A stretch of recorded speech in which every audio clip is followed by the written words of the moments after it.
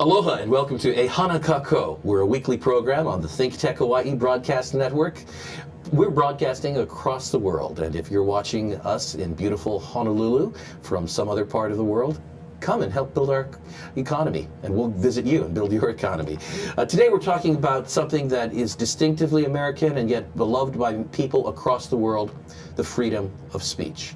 I have with me today a freedom of speech attorney who spends his time defending this value, something at the heart of what it is to be in a democracy, and yet something that we can't take for granted. He does so on university campuses. Today we're talking with Greg Lukinoff. Greg is the president of a group called FIRE, Freedom in, let me get this right, Freedom Foundation for Individual Rights and Education. Foundation for Individual Rights and Education. I guess it's easier to say FIRE, but when administrators on university campuses hear that there's fire on campus, a lot of times they're a little bit alarmed because Greg is out there defending something that's sacred to the American people. Without further ado, Greg, welcome to the program today. Thanks so much for having me. Well, I'm glad to be with you, and what you do is so important to us. I didn't tell our audience today, I'm Keli'i Akina, president of Grassroots Institute, and we believe in defending First Amendment rights, individual liberties, and so forth. And so you're spending your career defending the freedom of speech in our country. Absolutely. Well, I'm glad you're doing that. Now tell me a little bit about your work on college campuses. Sure, and I'll give you a little bit of my personal background. Certainly. I went to law school to specialize in First Amendment. And you went to Stanford Law. You've got a very good education. And to specialize in freedom of speech. And I took every class that Stanford offered. I worked for the ACLU. I did 6 credits on censorship during the Tudor dynasty to get to the historical origins of it. I was obsessed How with about that? You know, I go back to Socrates when I think of freedom of speech. And I usually go back to Milton. There you go. All right. Well, you know, Socrates didn't get very far with his freedom of speech. No, he didn't. But go ahead, continue. And even though I had all of that experience and a deep understanding of the history of freedom of speech globally, I was not prepared for the kind of things that could get you in trouble on the modern American campus. Well, you know, when I think of the modern American campus, I go back to when I was in college. There were free speech zones. Yeah. We inherited these from the 60s. Yep. And I always used to chuckle. I thought our country was a free speech zone, Right. and that you didn't need to cordon off a little area where free speech was authorized. Right. But so you deal with this entire range of issues on campuses in the current contemporary history of freedom of speech. Absolutely. There's a popular misconception. I don't much support the theory that there was a perfect golden age for free speech on college campuses at any given time. However, there was the free speech movement in the 1960s and 70s. It was very successful. But for some reason, by the 80s, you started having this latest sort of round of what could be called roughly politically correct censorship and speech codes. And unfortunately, the American public seems to believe, and for understandable reasons, that the speech code movement started on campus in the late 80s, early 90s. It was laughed at in the court of public opinion. It was defeated in the courts, including at my alma mater, Stanford, and then it just went away. I'm here to say that's absolutely not the case. Isn't there a little bit of a difference in the flavor of the free speech movement, or in terms of the challenge facing free speech in the 60s as compared to the 90s and later? In the 60s, people were trying to speak out against the establishment. Right. They're anti-disestablishmentarianism. Right. There was an ideology that said Big Brother is getting too big. Mm-hmm. We need to speak out to this. Right. Truth to power. That was really the focus of it. But today the challenge seems to be a little bit different. It seems to be a challenge not to say anything offensive, right. not to be in any way critical of special groups, ethnic groups, and so forth. Do you sense that difference? I think that particularly from studying the history of freedom of speech, what happened on campuses follows a very typical dynamic. When you're outside of the power structure, you argue for freedom of speech. Once you become part of the power structure, there's a tendency to argue for opinions that you dislike or disagree with. So could it be that in the 60s, the very people who were arguing for freedom of speech being outside of the power structure are now today the professors and administrators at universities who are in power, who are perceived as the oppressors. We have a great video at thefire.org Mm-hmm. by this Professor Donald Downs, who says exactly that essentially some of the people who were very supportive of the free speech movement in the 60s actually became the advocates for speech codes in the 80s. It would be interesting to do a survey of how many college administrators and deans were at Woodstock. Yes, it would. And it's an understandable power dynamic. Essentially, kind of like once you actually are confident in your own freedom of speech, you start looking to the things that you can ban. That's one of the reasons why the First Amendment's so brilliant. It takes this censorship instinct off the table. So give me some examples of this political correctness that college students and faculty and workers at universities today have to deal with. Yeah, well, I mean, that example that I bring up, I talk a lot in my book.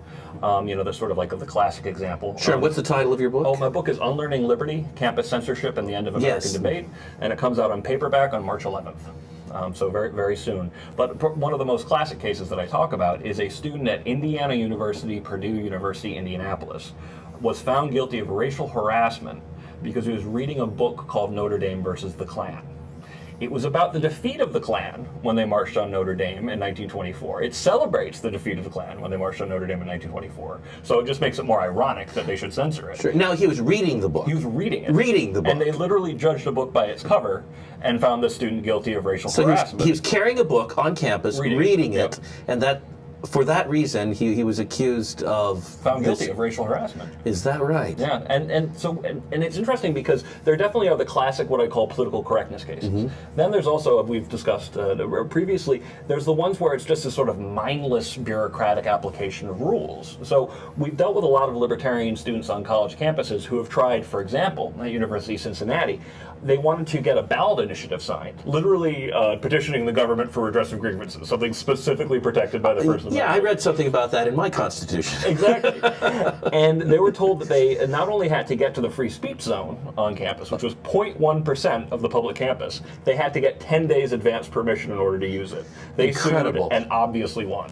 Now, I would imagine that a good deal of that regulation is just part of the bureaucratic growth of an institution, and for whatever reason it was put in place originally. Today there are administrators, security guards, Yes. people who have nothing to do with the ideology, simply carrying out enforcement of the rules. Yep.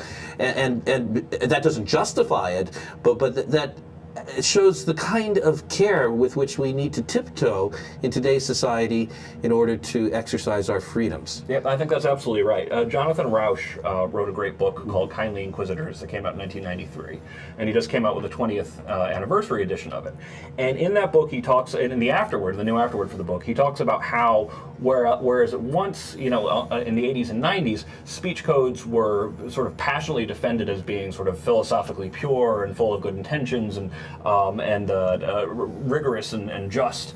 You don't get quite as much of that anymore, but speech codes are at 59% of the colleges that we survey, like really dramatically unconstitutional speech codes.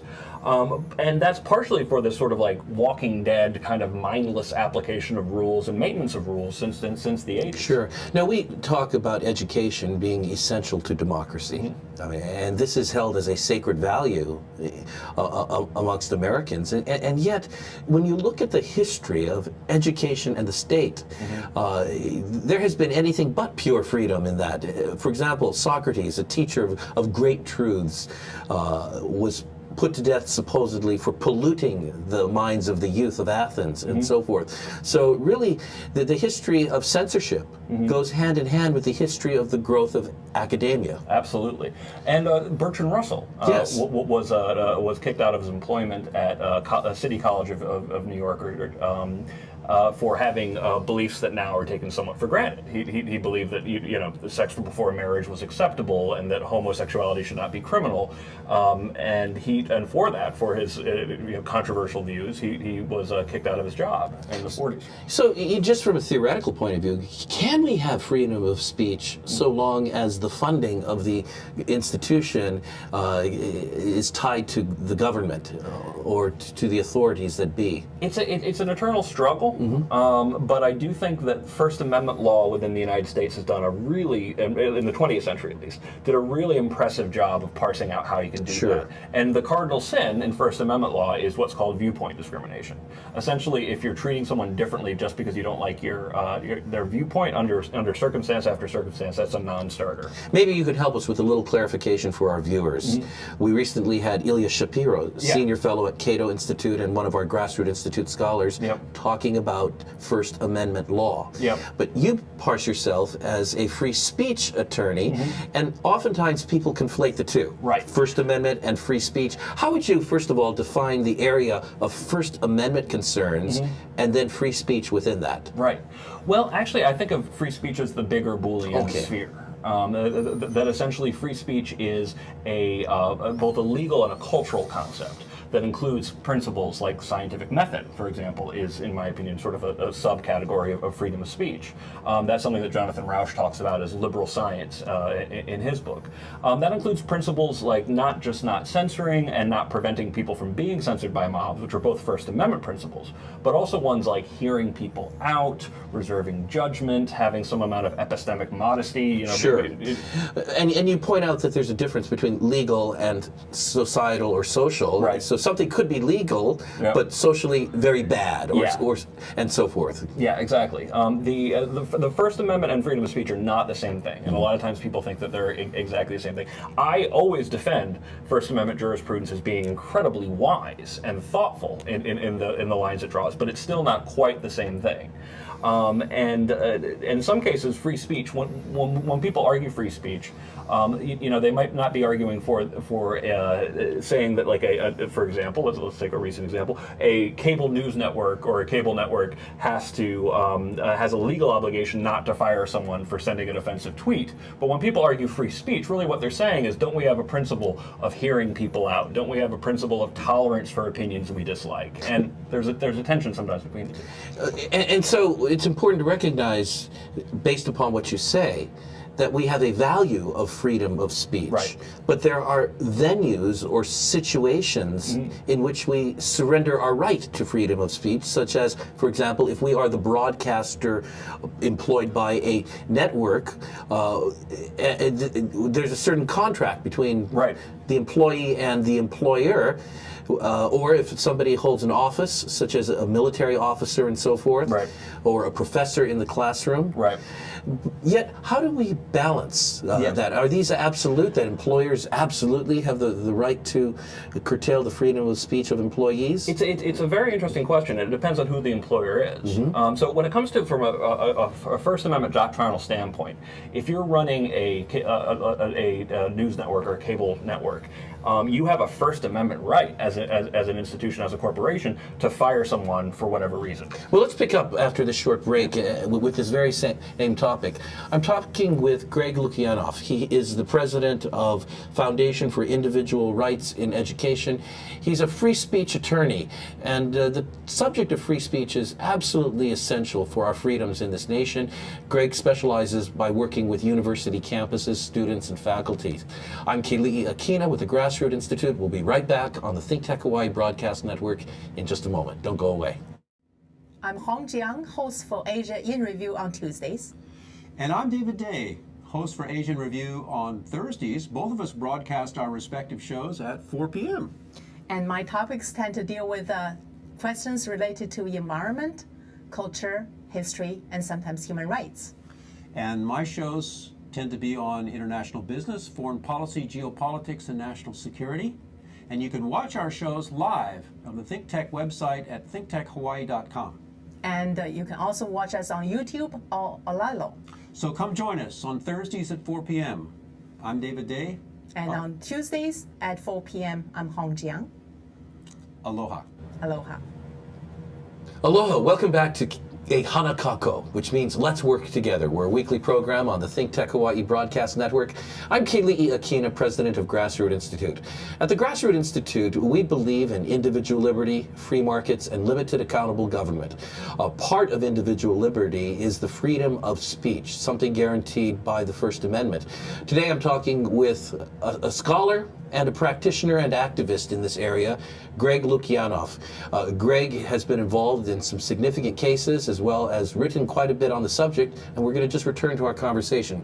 Greg, that was fascinating in the first segment, and you were talking a little bit about the differences between what is legal and what may be acceptable in society.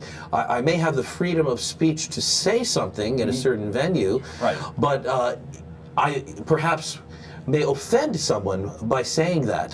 How do we navigate that tension? It's funny because definitely as a free speech advocate and a First Amendment defender, I absolutely think that public outrage and public response is the right way to deal with bad speech. That essentially the best remedy for speech is more speech, as the saying goes.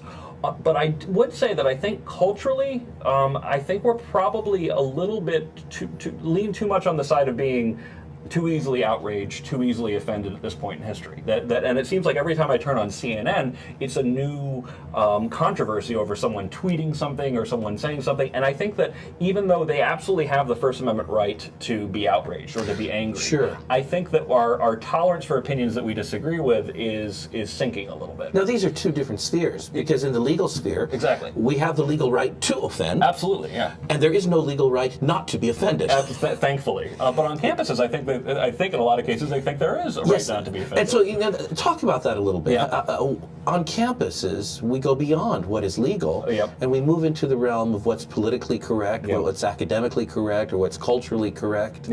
What are some of the ways in which that is manifest? Well, there's a video that I talk about that we did about a case at Penn State University, where it was a student made art that was critical of terrorism against Israelis. Sure. Now let you come right back to the story after this quick clarification. You said art. And the courts, if my understanding is correct, have established that free speech is more than words.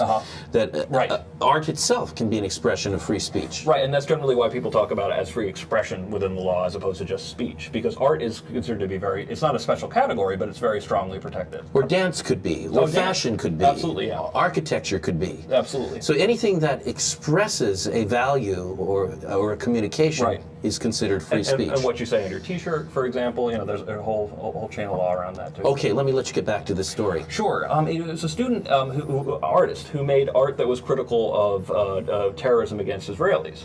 And it included talking about a piece that was critical of the recruitment of children to be suicide bombers. Controversial stuff, to be sure, but at the same time that was the point. The whole idea of the display was to actually get people talking and to provoke discussion and provoke ideas. But he was hauled into two professors' offices and told that this was hate speech and that his art would be taken down, and it was, and that this was fundamentally anti-Islamic and anti-Arab, which, if you think about it, since it was very clearly directed at terrorism, to say that his art would be fundamentally offensive to all Arabs is pretty offensive by itself. And amazingly, even though the Penn president, by the way, was Graham Spanier was actually very good on this case. He came out and said, art has to be protected at a public college, and he said all the right things, but they never let the student show his art there. Sure. Now, we've had federal legislation defining something as a hate crime. Right. And does this mean, now that we have some crimes that are just crimes and some crimes that are hate crimes, that we have some complications in what constitutes free speech or what is permissible? I tend to think there isn't, because at least the judges have always been able to consider more dangerous motives. What I don't like about hate crime legislation is that it tells judges in advance what motivations they have to take more seriously and not. But you could always say, for example, if someone killed someone in a bar fight, that he might be fundamentally less dangerous than a Klansman who killed someone just because of the color of their skin. And factoring in that motivation has always been something that judges could consider, but now through hate crimes law, they mandate that you have to consider that. I think you can have hate crime laws and hate without having to have them be like hate speech laws. But when you start getting to situations where people have committed, relatively minor crimes like drinking in public, but then you start tagging on, but they also said this mean thing, that's where you start getting concerned about it potentially infringing on freedom of speech. What are the greatest concerns we should have about freedom of speech on our campuses today? The full title of my book is Unlearning Liberty, Campus Censorship and the End of American Debate. And the first title, part of it, Unlearning Liberty, is that I think that students are learning all the wrong lessons of what it means to live in a free society. I think they're being taught primarily through action to think like censors, which is a very undemocratic way to be educated. But the subtler problem is that I think that when you create an environment where there's a risk in speaking your mind or debating things or cracking a joke, people self-censor and they tend to talk to the people that they already agree with. And this actually fosters polarization and groupthink in an institution that should actually be fostering communication and common ground. And this leads to the segregation of cultural units. Absolutely.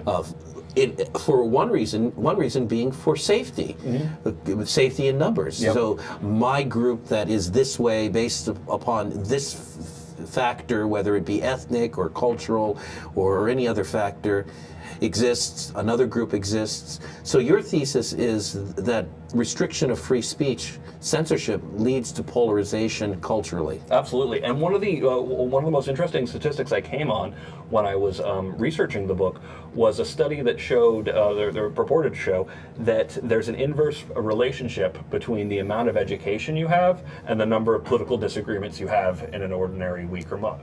That essentially, if you're high school educated, you have a lot, and it just gets worse and worse. Since I believe having debates is actually good for you, the more education you have. So it looks as though that education is actually fostering is it's helping us strengthen, not weaken, our echo chambers, which is a major problem in society today. That we talk to the sources we already agree with. We have a lot of confirmation problems, and that can create a lot more sort of radicalism and myopia among citizens. Meanwhile, higher education could be our best tool to addressing that. It can't even begin to do that, though, if you can get in trouble for having the wrong opinion. What are some of the reasons higher education has power to censor? So is it because we have careers at stake, we have degrees at stake, and so forth? It's more that they've taken it on themselves, and partially there's been a huge expansion of the bureaucratic class at universities. That the number of people involved in administration passed the number of people involved in full-time teaching at universities in 2005. And that trend is just getting worse. That the administrative class is getting bigger and bigger, and they're increasingly hired to more or less babysit or look out for students, and they increasingly take on that job. They get more and more involved in the lives of students, and then end up censoring them in a lot of different cases. So it's really a power that they've seized for themselves. And you mentioned earlier that originally perhaps many who are in the administration today were not in power in the 60s and so forth. So some of the values that were sacred to them have now become institutionalized, and they become the standard by which we judge people. I've watched a really interesting trend in what I do. When I first started doing this back in 2001, there was at least a tendency when university presidents or administrators were caught censoring students, they would try to make some kind of high-minded sounding argument, usually related to tolerance or diversity. Even if it was somewhat disingenuous, they would still try to make the high-minded sounding argument. In the past couple of years, I added a whole new chapter to my book called Don't Question Authority, because it seems like they're not even bothering in some cases with that anymore. It's just like, oh, well, don't criticize the parking garage, don't criticize the sports team, don't criticize tuition. It's getting back to a very fundamental and brazen kind of version of censorship, and I think in part because we've done some work in undermining the moral authority of freedom of speech. So the protesters have become the establishment. To a large degree, yes. And they have entrenched a certain kind of ideology. And that ideology has shifted quite a bit, from the outsider's point of view of freedom of speech to the insider's point of view of, can you please keep it down? What are some other examples that stand out as egregious cases of the violation of the right there's so many of them. free speech? I mean, I've seen thousands of examples over my career, and I covered dozens in my book, Unlearning Liberty.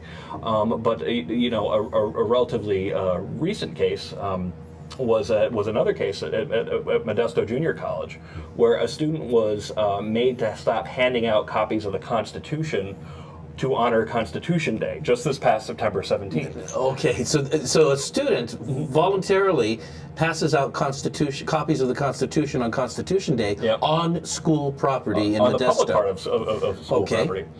And an administrator came out, actually initially a campus police officer came out, told him he couldn't do that. He had to be registered, he had to get advanced state permission in order to do it, all these changing stories of what he had to do. He goes to the administrator to ask for permission, and she pulls out this huge binder and tells him, well, you have to go to the free speech zone over there.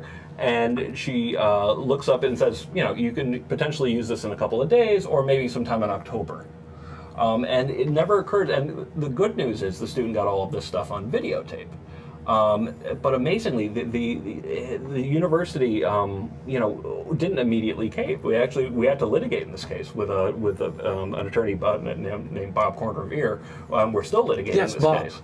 But the idea that university administrators would actually think that they could tell a student that he couldn't hand out copies of the Constitution on Constitution Day shows just how far we've fallen from the values of the 60s. And just dissecting the anatomy of that story a little bit, we don't have Kafka per se, who's monitoring the thinking of people involved in this. We've got ordinary members of the administrative bureaucracy, a security guard, somebody else who sits at a desk, who are simply carrying out their duties. It's not about values, it's not about what's right and wrong, it's not even about the content of the speech. It's that we've got these rules and regulations on the book, and what do you think, to what extent does that play into the violations of freedom of speech on campuses? I think that it's taken on the censorship that I see on campus has taken on a certain kind of mindlessness, and I do attribute it to partially if you undermine sort of the cult of free speech, the sort of emotional sort of value of freedom of speech. It allows people to fill it with whatever value they want. That essentially they can censor in the name of whatever value they want, even if it's as weak as peace and quiet on my watch. Let's talk about faculty members. A teacher standing behind the podium or in front of the PowerPoint has certain content related to the curriculum to convey, but the values being expressed go beyond that.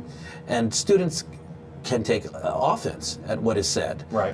Talk to me a little bit about the state of free speech for teachers. It's been a rough year for teachers. Definitely, we've seen more faculty cases in the past year than we have in a really long time. And it definitely seems to be the case that, to some degree, you know, they're classic fire cases in the sense that professors are sometimes getting in trouble for offending a student but it does also seem to be a trend this year that in some cases sort of political correctness has come back to bite professors in the butt. Interesting. Well, let's come right back to that at the start of the next segment.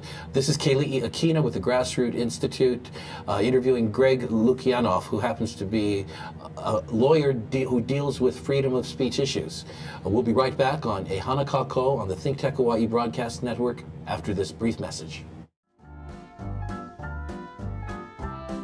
Castle and Cooke, Hawaii. Investing in Hawaii, creating communities, and providing for the needs of our state. Collateral Analytics, empowering the real estate industry to make better informed property investment decisions. The Foreign Trade Zone, bringing the benefits of the Foreign Trade Zone programs to Hawaii businesses and entrepreneurs. Galen Ho, a senior executive of BAE Systems, a global defense, security, and aerospace company. Hawaiian Electric Company, and its affiliates Maui Electric and Hawaii Electric Light Company on Hawaii Island. The Hawaii Energy Policy Forum, incorporating diverse perspectives to design a flexible and forward-looking energy strategy. Hawaii Energy, the state's energy and efficiency program created to help Hawaii's residents and businesses adopt a clean energy lifestyle. Hawaii Gas, helping Hawaii achieve its transition to clean energy and a better energy future. Hawaii Pacific Health, bringing technology and teamwork together to transform healthcare in Hawaii. The High Tech Development Corporation, attached to DBED, is the state's leading technology agency. The SHIDLER Family Foundation, supporting educational, cultural, and charitable organizations, including Think Tech. Welcome back to Ehana Kako. This is Keli'i Akina with the Grassroots Institute. We're talking about the freedom of speech with Greg Lukinoff. Greg defends the rights of Americans to our freedoms of speech on university campuses. And this is a thorny issue. Certainly there's a need to prevent sexual harassment. There's a need to prevent ethnic discrimination or harassment. And yet, in some ways, it looks as though the pendulum may have swung the other direction, and it becomes a very difficult thing for a teacher, a professor, somebody in front of students to navigate this pendulum shift. What do you say, Greg? Definitely, it's been a rough year for freedom of speech in the classroom and for faculty speech. And I think to a degree it is the sort of absurd standards of the campus speech codes that came around in the 80s that they're starting to come back to bite the people who in some cases advocated their passage in the first place. So sort of a classic case that I talk about a lot in my book is a case involving a professor at Brandeis University. Yes. Who in the course of a Latin American studies class explained where a racial epithet for Mexicans came from and then condemned its use. It was an academic discussion of the historical origins of an epithet. Kind of a taxonomy. This is something over here. We Yep. classify it as such, and it came from over here. Right, and so then you just talked about it. And also criticized its use, condemn people using And it he as a slur. criticized it. And he was found guilty of racial harassment for just explaining where the word came from. For using the term in class. In order to explain it. It's crazy. And he was found guilty of racial harassment. He had a monitor placed in his room. This guy had been teaching the class for nearly 50 years. And he was being told that he had to go to psychological counseling because he had done this very clear, normally obviously protected exercise of academic freedom. And it took the combined effort of FIRE and the Massachusetts ACLU to get the university to back down for the punishment. Amazingly, though, Brandeis University has never overturned the harassment finding against the professor, which I think is tragic. But over the past year, it definitely has been the case that originally my book Unlearning Liberty, when I was thinking about what it should be called, I originally called it The New Victorians, because I think there are incredible parallels between the era of Victorian censorship of the late 19th century, early 20th, and what's going on campuses today. That it's got this sort of moral correctness kind of idea. But in the last year, there's been a fair amount of censorship of what could be, what is sexual expression. And one interesting one at Appalachian State University involved a professor named Jamie Price. She showed a video that was critical of the adult film industry. But of course, because it's critical, it involves the adult film industry, it involves some racy footage. But she was found guilty of sexual harassment. This is a female professor criticizing the porn industry, and she's found guilty of sexual harassment. And that's a punishment that I don't believe Appalachian State has ever backed down from. And this same thing happened at University of Colorado at Boulder this year, where a professor for 20 years had included a discussion of prostitution around the world that involved a skit involving people acting as if they're different kinds of prostitutes. Again, been doing this for 20 years, and she was found guilty of sexual harassment and asked to step down. Well, that's incredible. I have not had the, shall I say, privilege or onerous duty of having to work for tenure on a university campus. I am an adjunct at 2 universities and have taught about 45, 46 courses so far. But a lot of colleagues that I have who work for tenure are very, very cautious. They walk on eggshells with regard to sexual harassment. There's a poster at one of the universities at which I teach, which really puzzles me. It says, and it's sponsored by a department at the university, if you think you've been sexually harassed, you have been. Oh my. Now, what are your thoughts about that? And this is a state university, and that's a poster published by an agency in the university. If you think you've been sexually harassed, you have been. I have a lot of different responses to that. One, legally, it's untrue. It's not just any time you think you've been harassed that you've actually been harassed. So that's not legally true. It's legally completely wrong. There's no legal waiver or disclaimer on the poster. Yeah, but philosophically, that really concerns me, because I feel like I actually talk about Buddhism at the end of my book, and I talk about the whole idea of life being pain. And that I feel like what some of these speech codes conceive of is this idea that sort of like if we pass the right law, we can give people a freedom from pain and from words they dislike or experiences they dislike for the whole rest of their lives. And that's basically telling people life is not pain, nor should it be. But if you've set it up that way, the amazing thing about telling people that life is painful is that it immediately becomes less painful. You don't think something wrong has happened anytime you have your feelings hurt. Meanwhile, if you tell them to expect anytime that their feelings are hurt that there's something, someone should get fired for it, you are dooming that person to think there's something going wrong all the time. But this idea that my feelings, Yep. my embarrassment, my hurt feelings, whatever it may be, constitute a standard Right. for imposing a punishment on another person. Well, why is that so prevalent today? I may be, I'm not trying to set you up. I'm a philosopher and I deal with relativism all the time. Right. But I'm just thinking from a very pragmatic point of view. Right. Well, why is there such an ascendancy with that kind of thinking? It's one of the reasons why I think of I think the New Victorians theme is so important, because it is this sort of rationality be damned kind of mentality. If you feel it, it must be true.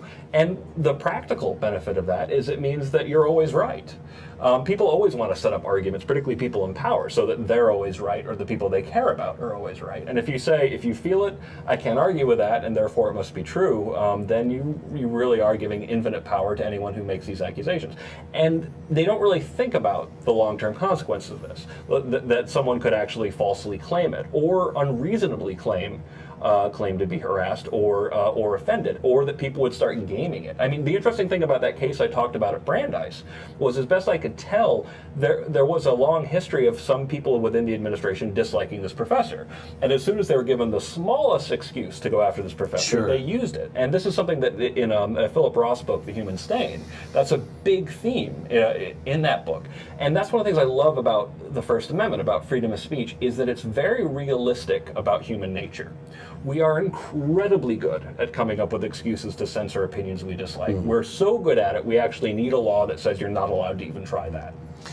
How then do we ensure that we are able to have freedom of speech in our universities? You're doing one aspect, which is you're advocating against cases of the violation of freedom of speech. But beyond that, how do we create a culture of freedom of expression where we have a safe zone, really, the university itself and the country, hopefully, in which there can be the free competition of ideas without violating the law? You've hit upon what to fire is the most important next step for our work. One, you have to litigate, unfortunately, and you have to make sure the incentives are right, the legal incentives are right. But the other one, much more ambitious one, is you have to change the culture. You have to make sure that university, not just university campuses, but the culture on campuses respects free speech and understands it. And I think one of the best ways to do that is by promoting actual debate. It's very hard to take another side in a debate and then come away thinking that the other side can only be evil people and crazy people. It's hard to be involved in a debate without leaving with some respect for the process of freedom of speech, for the process of debate and discussion. I think that would go a long way to fighting it. But I think right now, you have to deal with the legal incentives, because right now if you go to a university general counsel, I think they would calculate, listen, we might get a legal complaint if a student's offended by something, we probably won't get a First Amendment lawsuit, it's better for us to overreact from a liability standpoint to speech that might offend.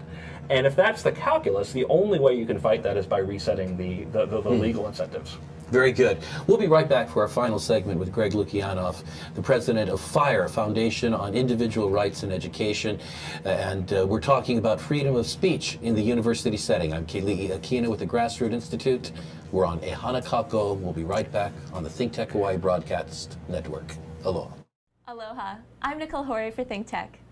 For nearly half a century, the Hawaii Foreign Trade Zone No. 9 has brought the benefits of the Foreign Trade Zone program to Hawaii businesses and entrepreneurs. DBET, the Department of Business, Economic Development, and Tourism, operates Hawaii's Foreign Trade Zone program to encourage international business and economic development. The Foreign Trade Zone's mission is to increase the amount of international trading activity in Hawaii, thereby providing employment opportunities for the residents of our island state. For more information, see ftz9.org. I'm Nicole Horry. Mahalo. Welcome back to E Hana Kako, a weekly program on the Think Tech Hawaii Broadcast Network. I'd like to say mahalo to our producers and our volunteers at Think Tech Hawaii, especially Jay Fidel, our executive producer. Thank you for everything that you're doing. You're making it possible for people across the world to look at issues in Hawaii, and for us in Hawaii to talk about issues across the world. Today we're talking about freedom of speech. I've got Greg Lukinoff.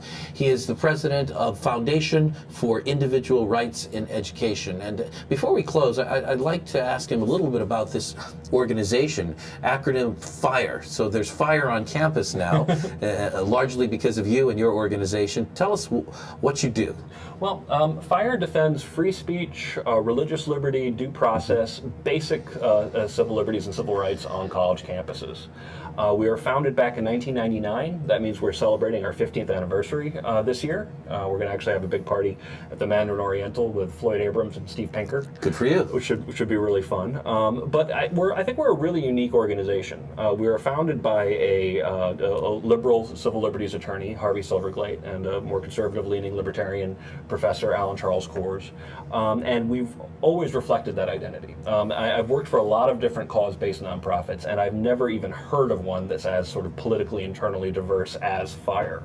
We have people from different religions, different faiths or lack of faith, from different political persuasions, but we all agree on freedom of speech. I would imagine that this diversity makes you better at what you do and helps you to protect yourselves from living in a vacuum, so to speak. It's so helpful, and I feel like we're living what we preach, because there will be a case that will come in front of us that will really offend someone of a different political persuasion or a different religion or lack of one, and it's helpful to have someone else on the staff who can explain, like, how would you see this? How do you see this from your perspective? And it really helps keep you honest. And I think that's one of the reasons why when people argue about having different points of view represented on campus, they have a good point.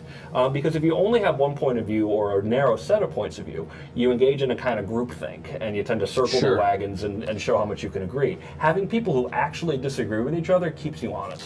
And I think that's so important, because very often people use the First Amendment as a banner to defend their speech. Exactly. But don't want it to be used to defend the free speech of somebody who is diametrically opposed to them. Do you find this happens to be the case often? It happens all the time, and it is so sad to watch. Even people who are really good on free speech when they agree with the speaker can be terrible on it the next time it comes around. And that's a part of human nature that you come to accept as a First Amendment lawyer, but it doesn't mean you're not disappointed every time you see it. Absolutely. And you know, we were joking a little bit about free speech zones on college campuses, realizing that the entire nation should be a free speech zone. But one of the things that is sadly missing, especially in the political world today, is an area in which we can exercise free speech and argue with one another and experience the competition of ideas. Near the end of the last segment, you were talking a little bit about debate. Right. Is this something FIRE promotes in terms of helping people to look at both sides of a picture? If we were a bigger organization, one of the first things I'd like to do is reach out more to high school students and to reach out more to orientation programs for universities, because as soon as you actually have to engage in debate, it really helps people in the way they think about the whole reason why we believe in free speech in the first place. Yeah, and you know, high school debate is so very important. Yes. And if anything, I take from my days in high school debate the ability to argue for the other side. Yep. understand it completely, sympathize with it, and even expose myself to changing my own thinking because of that. And I think we do too little of that. I agree. Voltaire, Yeah. I sometimes call him my patron saint. Mm-hmm. He said, I may not agree with what you have to say, but I will defend to the death your right to say it. So this really is the spirit of your organization, FIRE. Absolutely. And I remember actually at one point saying to the then president of the board of directors of the ACLU, when I'm defending opinions I agree with, it almost feels like cheating. And you know, a lot of people are surprised to hear that the ACLU will defend freedom of speech regardless of the ideology. Although there are a lot of people in the ACLU who have strong ideologies and sometimes import that into their work. But people are sometimes surprised when ACLU lawyers defend religious organizations on the basis of the freedom of speech. And it's a testament to, you know, I'm not personally religious, but I have defended many evangelical Christians. And I sometimes will get people asking me, like, how can you defend them when you don't agree with their beliefs? And I don't even understand the question to a degree. Because obviously, like I'm an American citizen. I believe in pluralism. I believe in tolerance. I believe in the First Amendment, including freedom of religion. But the fact that we've got people who will even ask that question means we've gotten dangerously far away from some of our founding principles. Absolutely. The freedom of speech is something that is ideology neutral. And without it, we could never go forward with any ideologies. We couldn't have the debate. We couldn't have the progress, the exchange of ideas. Well, and campuses, they talk a lot about creating sort of safe areas on campus. And I definitely understand, you know, I nod to to what they're trying to achieve there. But the most important thing that universities need to be safe for is safe to be wrong, safe to engage in ideas, safe to engage in thought experimentation, devil's advocacy, all these things that make you intellectually stronger. And they may not always feel safe while you're doing them, but you get better ideas if you engage in devil's advocacy, thought experimentation, and leave a wide berth to experiment with thinking. Does your organization, FIRE, ever get involved in conflicts between student governments and the administration, for example? Well, it's actually more student governments and students. Interesting. I have there's an embarrassing chapter in my book called Unlearning Liberty that's about student governments restricting the rights of students. There's one, and it's sad to realize that some of these student body presidents have political ambitions, that they want to go on to be actual politicians in the real world, because some of these cases, University of Wisconsin, for example, the student government passed something that they literally dubbed the Sedition Act, which was a rule saying that you could not criticize the student government. And without incredible. It's absolutely incredible. Like, and then the lack of historical sense is stunning. Thinking like dictators. There were two different cases that involved student faculty presidents in different ways locking up the student newspaper until they gave better coverage to the student government, one including a student president literally standing in front of the locked offices demanding better coverage. I mean, this is thinking like third world dictators. You know, it's like what Henry Kissinger said, the smaller the territory, the greater the despot. Yes. And to be fair, there are student governments that FIRE has worked with over the years that are great on freedom of speech, great on debate, but the examples of when they're not are heartbreaking. We have a final minute here. Anything you'd say to our audience today about the preservation of freedom of speech on campuses? Oh, absolutely. Go to thefire.org. It's important for people to know how bad it can get on college campuses. But I think at the heart of freedom of speech is a deep-seated sense of humility, and that essentially that there's something to be learned from where everyone is coming from. And remembering that can really help you understand why free speech is so important. Greg, you're doing great work, and your organization is too. Thank you. We've been talking today with Greg Lukinoff, an attorney who defends freedom of speech, the president of Foundation on Individual Rights and Education. I'm Keli'i Akina with the Grassroots Institute. We'll see you next week on Ehana Kako as we look at issues that are important to us in Hawaii and across the world. For the Think Tech Hawaii Broadcast Network, aloha.